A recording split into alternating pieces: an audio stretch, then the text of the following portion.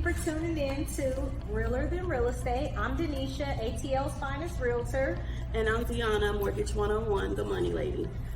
So today we're going to talk about real estate, obviously, but we are going to touch on a couple other things. I'm going to talk about mindset. Deanna's going to talk about Expectation.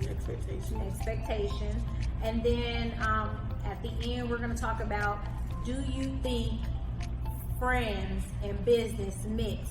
So we're going to have a poll, and we want you guys to join in on the poll.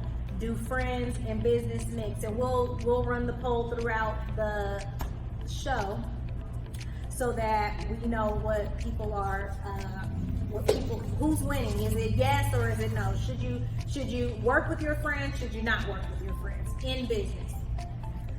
So what's been going on with you this week, Deanna, in real estate? Girl, crazy.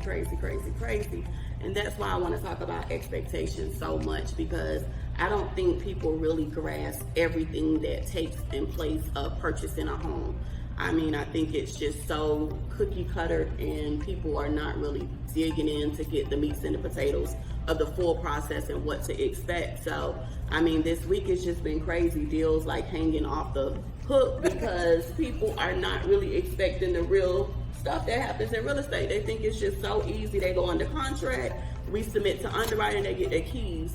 Don't let Instagram fool you, baby. Do not let Please. Instagram fool you. And that's why I always try to meet with my clients and create a plan, because it's not cookie cutter. A lot of the time, okay, sometimes there are cookie cutter people, right? But for the most part, everybody has different situations. And so everything is not going to flow just smooth for everybody. Correct. And that's so true that you bring it out, because me and you can close on the house at the same time and it can be totally different. Our experience can be totally different, and it's not nothing that the realtor or the lender did incorrectly or bad. It's just that our situations are different. So our paperwork is going to be different. Our programs may be different. So, don't compare what happened with your best friend, your uncle, your cousin, your daddy. We don't care. We don't care, because it's different. It's different. Everything is not the same. Right. Yeah. So it's like, I know this week for me, I just have to. Okay, go ahead. She got to take a call. I'm going to talk to y'all real quick about what's been going on with me this week. So this week, it's been like crazy. A lot of the time, I'm talking to people, I'm telling them everything, but then they're still trying to tell me how to do my job. Like, listen, honey, I got this. I do this every day. So therefore, you need to listen to me. I'm not going to tell you anything that's wrong. I'm going to help you. I had a client. She's cool. She's really, really nice, but she don't listen. She thinks she know everything. And I had to tell her, listen, ma'am, I am here to help you. And you need to listen to what I'm telling you. And the reason why is because if you take it upon yourself and you do what you want to do, that could be the wrong thing. Then who are you going to blame? You're not going to blame yourself. You're going to blame me, right? So therefore, everybody needs to start listening to what we're telling them, because we're not going to tell them wrong. This is our job. This is what we do every day.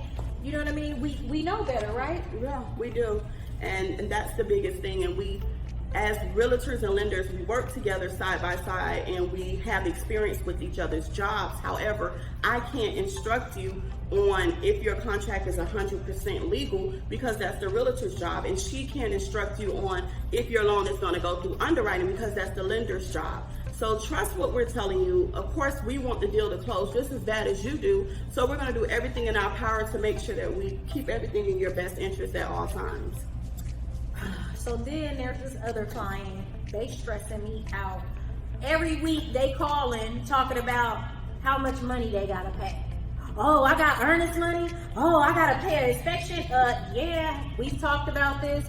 You talked about it with Deanna. You talked about it with Amelia. We talked about it again before the contract, after the contract, during the contract. Like, we put it in writing for you. Like, what more do you need? So when you're buying a house, you need to be paying attention to, what's going on. Like, you can't just be signing papers, because the thing is, you sign a paper and you agree to that, and then you try to say later, oh, I didn't know that. Well, you signed the document, so right here it says you knew that. So the seller could sue you for performance, and then what you gonna do?